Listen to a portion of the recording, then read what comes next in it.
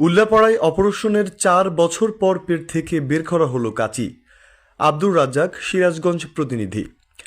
১৩ই August ২০২১ সালে সিজারের মাধ্যমে সন্তান জন্ম দিয়েছিলেন সিরাজগঞ্জের উল্লাপাড়া উপজেলার মাটি।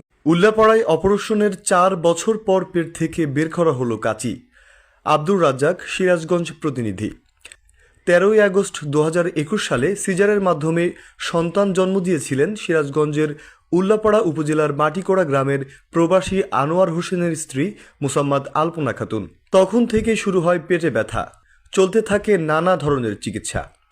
গ্রামীণ ডাক্তারদের চিকিৎসায় কখনো ব্যথা কমে, আবার বাড়ে। এভাবেই কেটে যায় ৪.৫ বছর। একদিন ব্যথা মারাত্মক পর্যায়ে চলে যায়।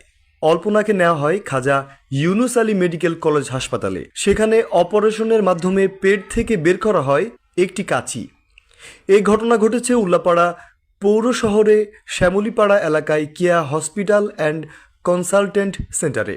রোববার ৪ জানুয়ারি ভুক্তভোগীর স্বামী আনোয়ার হোসেন বাদী হয়ে ডাকযোগে সিরাজগঞ্জ সিভিল সার্জন বরাবর লিখিত অভিযোগ দায়ের করেছেন।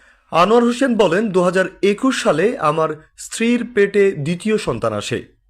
এই বছরের ১৩ই আগস্ট আমাদের গ্রামের বনফুল নামে একজন মেয়ের মাধ্যমে আমার স্ত্রীকে কেয়া হাসপাতালে নিয়ে যায়।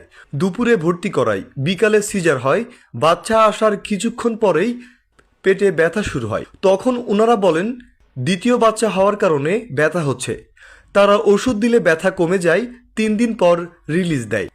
এর কিছুদিন পর পর ব্যথা হতো, বমি হতো। আমরা গ্যাসের ব্যথা মনে করে গ্রাম্য ডাক্তারের কাছে চিকিৎসা নেই।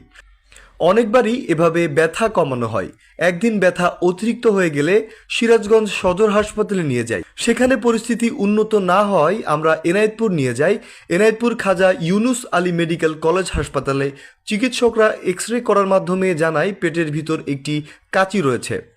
গত ১১ই ডিসেম্বর অপারেশনের মাধ্যমে কাচি বের করেন চিকিৎসকরা।